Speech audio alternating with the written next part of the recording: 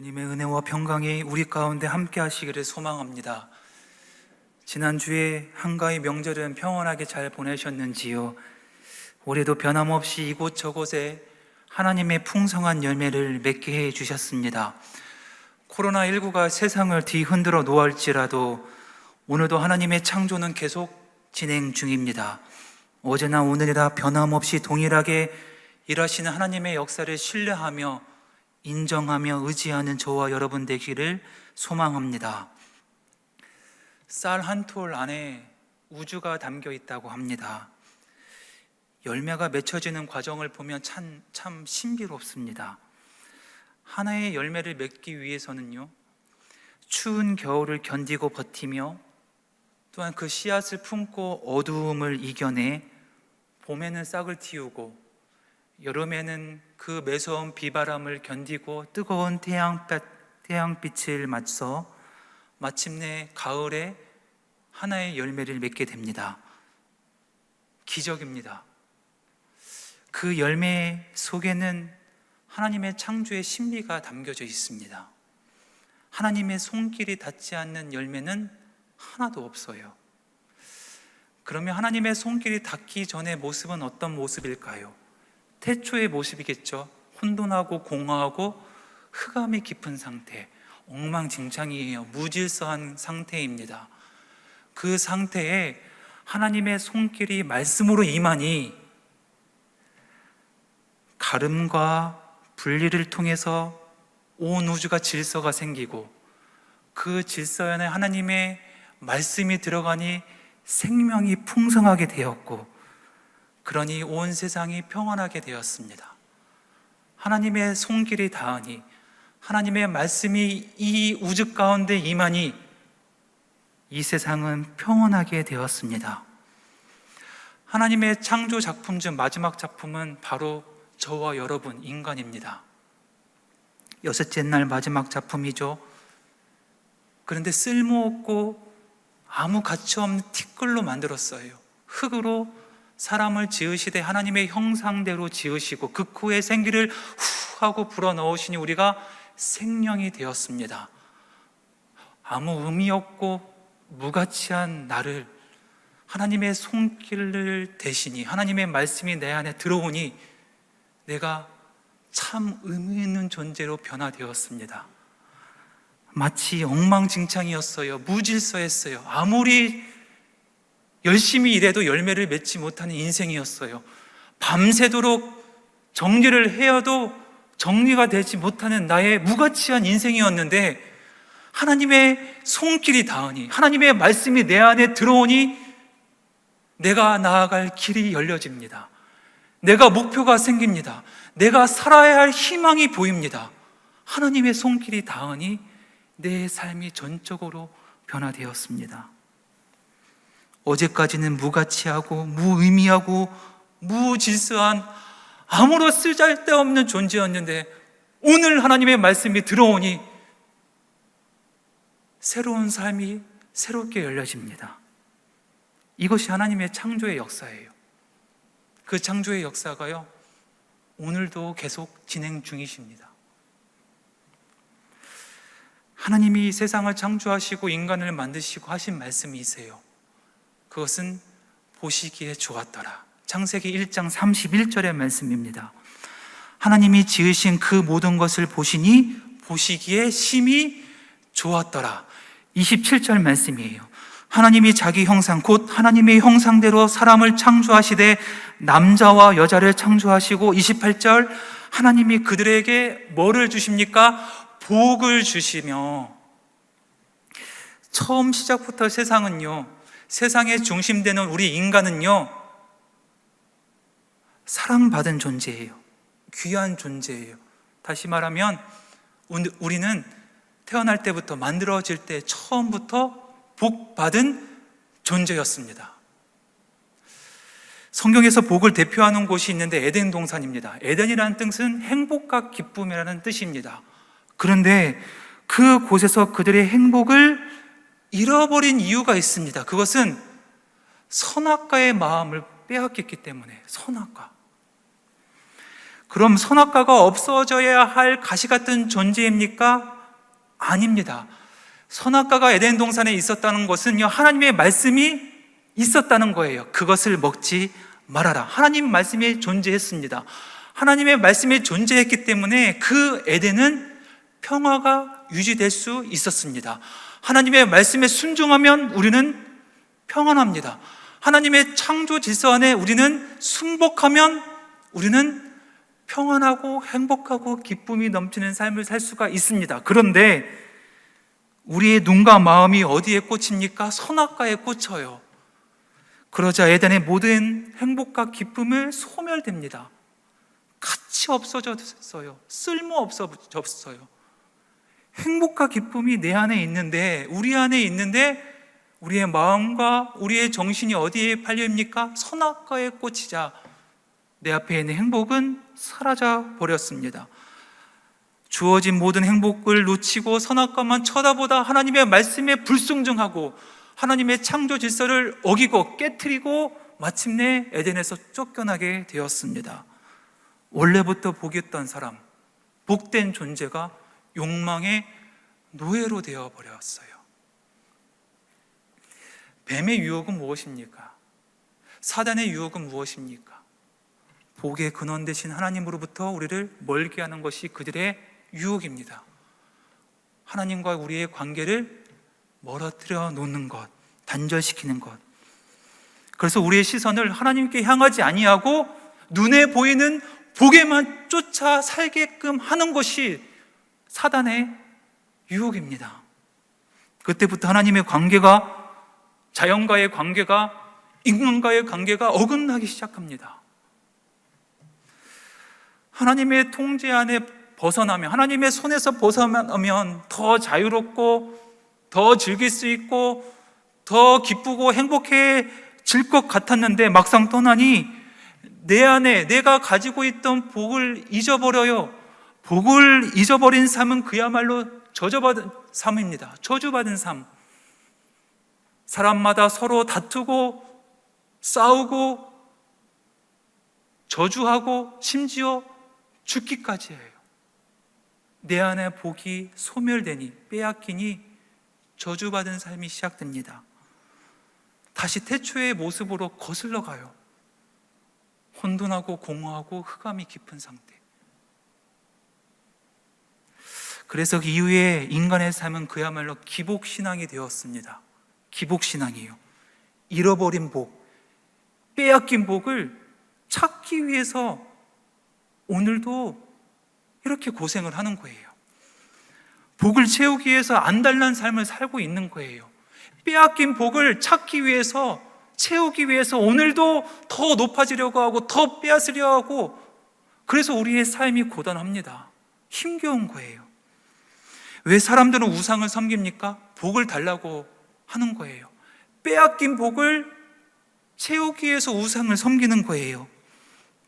기복신앙은 그래서 복을 기원한다, 복을 소원한다라는 것입니다. 빼앗긴 복을 찾기 위해서 소원하는 거예요. 왜?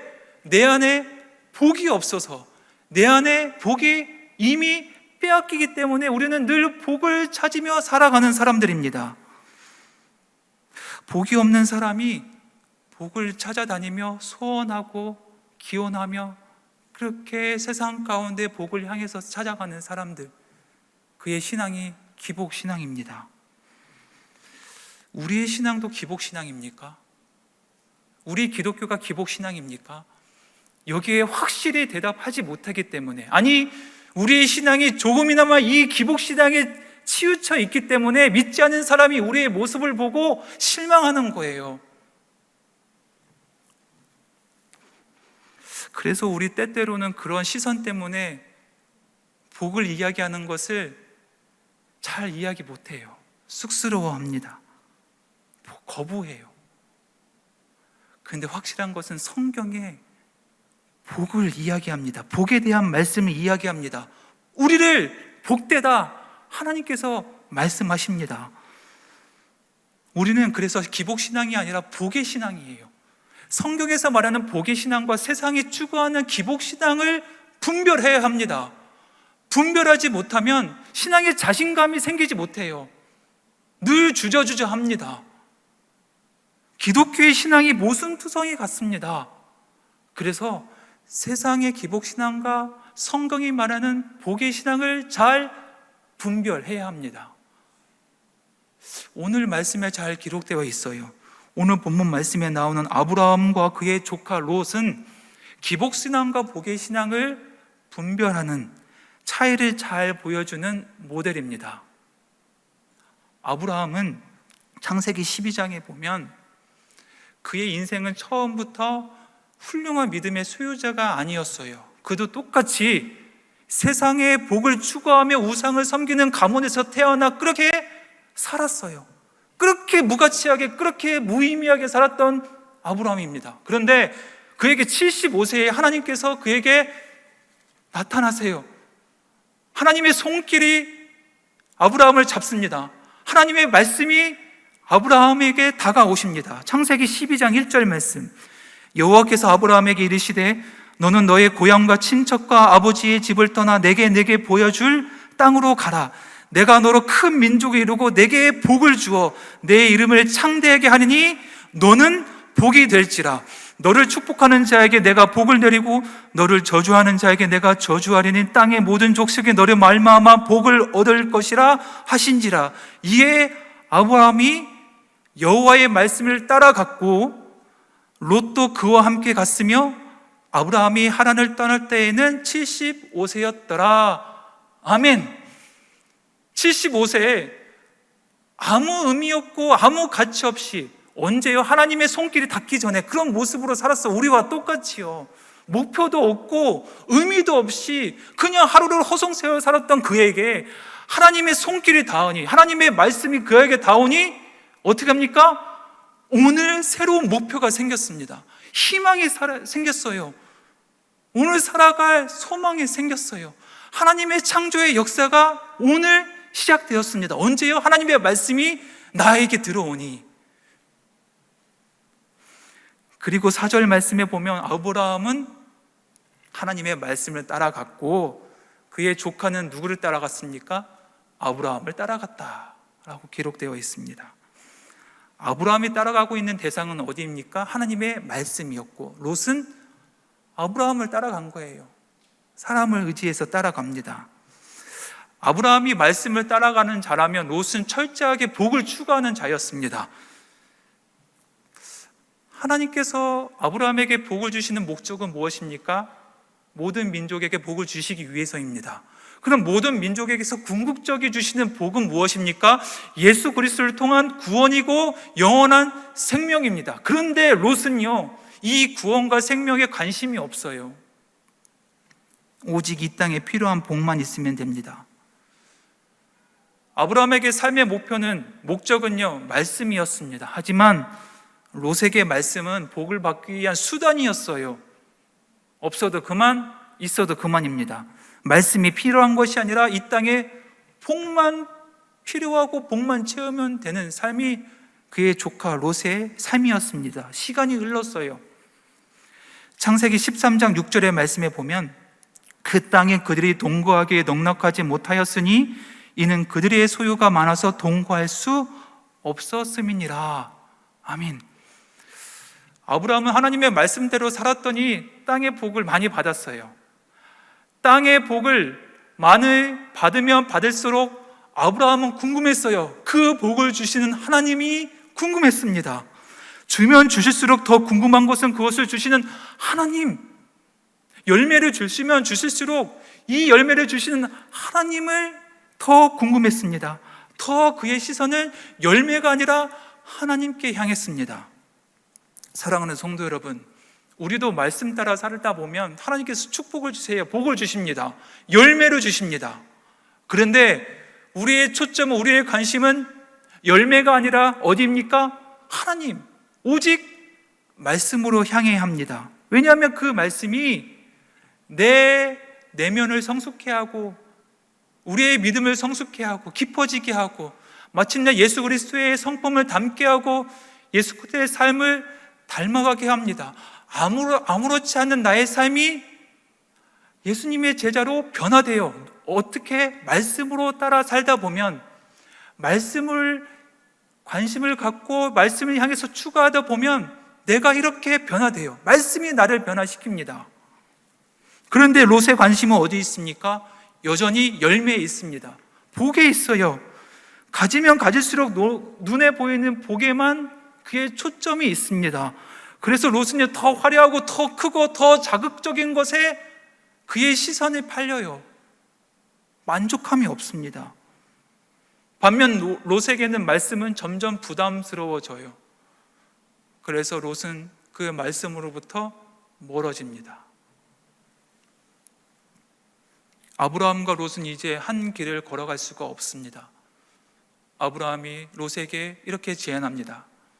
조카 롯, 사랑하는 롯, 이제 떠나야 되겠다. 이제 너가 거하여야 할 땅을 먼저 선택하라. 조카 롯에게 먼저 땅을 선택할 기회를 줍니다. 그랬더니 롯이 오늘 말씀의 10절에 보면 이렇게 기록됩니다. 이에 롯이 눈을 들어 요단 지역을 바라본즉 소알까지 온 땅에 물이 넉넉하니 여호와께서 소돔과 고모라를 멸하시기 전이었으므로 여호와의 동산 같고 애굽 땅과 같았더라. 아멘. 여호와의 동산 같고 애굽 땅과 같았다. 여호와의 동산은 에덴 동산 같이 보였고 애굽 땅, 기름지고 비옥한 땅과 같았다. 롯의 시선은 보이는 것이에요.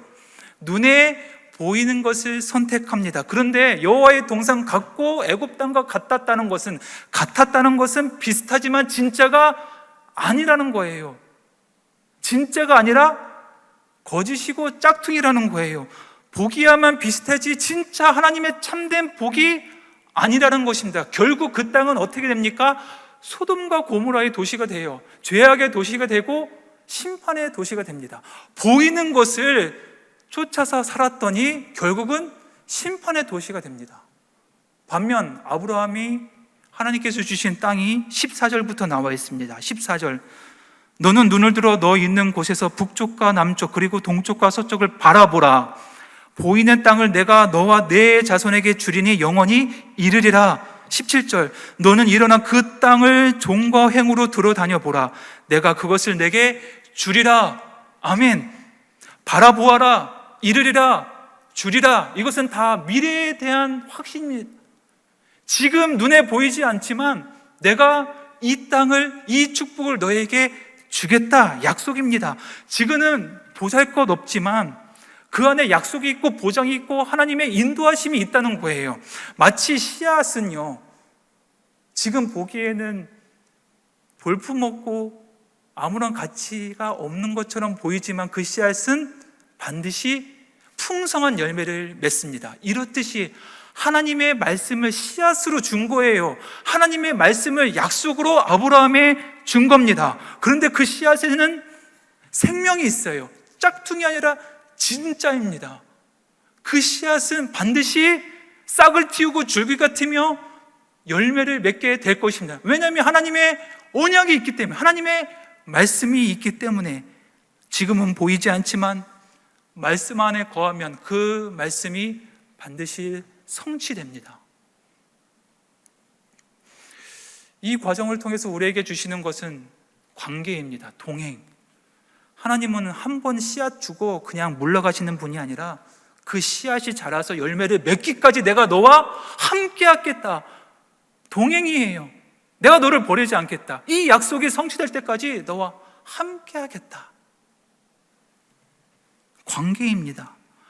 그래서 우리는 그 약속을 믿고 신뢰하고 의지하고 흔들림 없이 견디면 그 언약은 반드시 이루어져요. 내가 이룬 것이 아니라 하나님이 역사하십니다. 이루어 주십니다. 어떻게 해요? 어떻게 보입니까? 어떻게 역사하십니까? 그 소유를, 그 언약을, 그 축복을 내 손에 수유하게 하는 것이 아니라, 내 손에 옮겨 잡는 것이 아니라 이 언약을 품을 수 있도록, 이 언약을 소유할 수 있도록 나를 만들어 가세요. 변화되게 하세요. 마치 아브라함으로 한 가정의 아버지에서 믿음의 조상, 민족의 아버지로 복된 존재로 만들어 가세요. 그러니까 하나님은 우리에게 복을 주시는데 그 복을, 언약을 내 손으로 움켜 잡게 하는 것이 아니라 그 복을 품을 수 있도록 나를 만들어 가세요. 이루어 가세요. 복은 내가 소유하는 것이 아니라 되어가는 것이다. 복된 존재로 변화되는 것이다. 우리나라도 복에 대해서 관심이 참 많습니다. 옛날 어르신들 가정에 보면 복이라는 글씨를 많이 써놓고 그것을 기원했습니다. 우리도 새해가 되면 어르신께 세배하면서 이렇게 외칩니다. 새해 복 많이 받으세요. 왜 우리나라가 이렇게 복에 집착합니까? 예전에 가난했기 때문에, 배고파서요. 복이 없어서요. 복이 필요해서, 복에 굶주려 있었기 때문에 우리는 복에 이렇게 집중할 수밖에 없었습니다. 그래서 처음에 기독교가 한반도에 들어왔을 때 전도 표제 중에 가장 대표적인 표제는 예수님 믿으면 복 받습니다, 이거였습니다. 사랑하는 성도 여러분, 기복신앙은 외부에서 복을 찾아요. 선악과를 먹으면, 가나안 땅에 들어가면, 솔로몬의 지혜를 얻으면, 좋은 직장에 들어가면, 좋은 사람을 만나면 이렇게 내가 그 복을 가져야 되고 그 복을 뺏기 위해서 아둥바둥 사는 것이 기복신앙입니다. 그런데 성경에서 말하는 복의 신앙은 내가 복이 되어가는 거예요. 복을 소유하는 것이 아니라 내가 복의 존재로 변화되어 가는 거예요. 그것이 복의 신앙이에요. 내가 복의 존재로 변화되어 가는 것을 아는 것, 그것이 복의 신앙입니다. 아브라함이 지시하신 약속의 땅은 무엇입니까? 어떤 땅입니까? 가나안 땅이에요. 아브라함이 열심히 주님의 말씀을 향해서 가나안 땅에 도착했는데 가나안 땅에 뭐가 이릅니까? 기근이 일어요. 하나님 약속의 땅인데 웬 기근입니까? 비옥하고 축복이고 열매를 주셨는데 왜 약속의 땅에 기근입니까? 그래서 아브라함은 애굽으로 갑니다. 그러면 성도 여러분, 약속의 땅이 애굽입니까? 아니면 가나안입니까? 이것으로 보아서 약속의 땅은요, 보여주네, 눈에 보이는 장소가 아닌 것 같아요. 그러면 무엇입니까? 지시 자체가 약속이에요. 약속의 땅이에요. 하나님의 말씀 그 자체가 약속의 땅입니다. 그러니까 어디인가가 문제가 아니라 하나님의 말씀을 가지고 있는가가 문제예요. 무엇을 선택하는가가 문제가 아니라 누구와 동행하는가, 하나님과 관계가 있는가가 중요합니다. 하나님의 말씀에 붙잡혀 사는 사람들, 하나님과 늘 동행하는 사람들은 그가 밟는 땅은 모두 하나님의 약속의 땅입니다. 장소가 중요한 것이 아니고 열매가 중요한 것이 아니라 그 사람의 마음에 하나님의 말씀을 붙잡고 있느냐, 하나님의 관계가 끊이지 않느냐, 그것만 붙잡고 있으면 너희가 어디 눈물의 골짜기를 가도, 죽음의 골짜기를 가도 그것이 약속의 땅이다. 지금도 많은 사람들 복을 찾아 헤맵니다. 좋은 학교를 선택하고 좋은 직장을 들어가려고 사력을 다하고 좋은 배경이 있는 사람과 만나고 결혼을 하라고 하고 좋은 교회에 가서 은혜를 받으려고 합니다. 그런데 하나님은 오늘 우리에게 그 눈에 보이는 복을 쫓아 살지 말아라 라고 말씀하십니다. 그러면서 우리에게 하시는 말씀이 그냥 우리에게 너희가 그냥 복이다, 너희가 복덩이다, 이미 너희는 복이다. 예수님이 십자가에서 그런 복된 존재로 이미 허락하셨다. 그러니 너는 복된 존재로 오늘을 살아라. 오늘을 담대하게 천국의 백성으로 살아라. 너희가 복이다 라고 말씀하십니다. 내가 믿음 생활을 하고 예수님을 믿으면서 복을 누리지 못하였다면, 아직 하나님이 나에게 복을 주시지 않아서가 아니라 내가 복된 존재임을 깨닫지 못해서 누리지 못하는 거예요. 이미 우리는 복된 존재예요. 그것을 알아가는 것이 복의 신앙입니다. 사랑하는 성도 여러분, 오늘은 VIP 초청 선포 주일이에요. 이제 오늘부터 10월달 한 달 동안요, 우리 집중해야 돼요. 영혼 구원을 위해서, 하늘의 열매를 위해서 집중해야 합니다. 다시금 복음의 열정과 예수 그리스도의 뜨거운 사랑을 회복해야 합니다. 그런데 목사님, 코로나19가 우리가 이렇게 어려운데 어떻게 전도합니까? 어제나 오늘이나 변함없이 일하시는 분이 계시는데 그분이 하나님 일하시는데 우리가 쉴 수가 있겠습니까? 우리도 거룩한 그 선한 하나님의 선교 역사에 손과 발이 되어서 동참해야 합니다.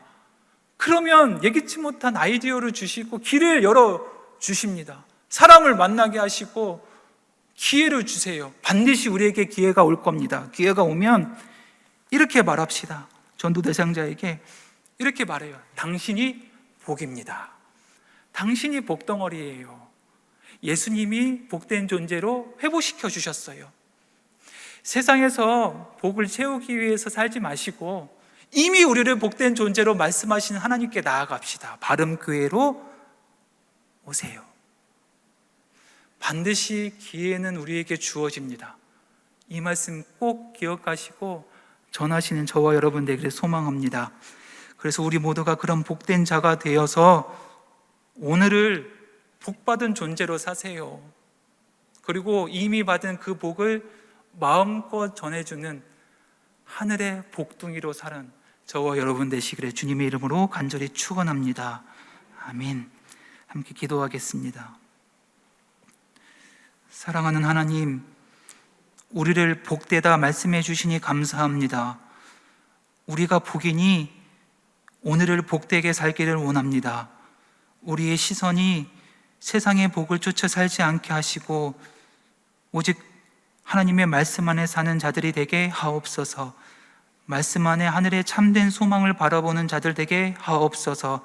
특별히 우리가 처한 삶의 자리 곳곳에 이미 받은 복된 그 소식을 마음껏 전하는 주님의 복둥이로 살아가게 하옵소서. 예수 그리스도 이름으로 간절히 기도하옵나이다. 아멘.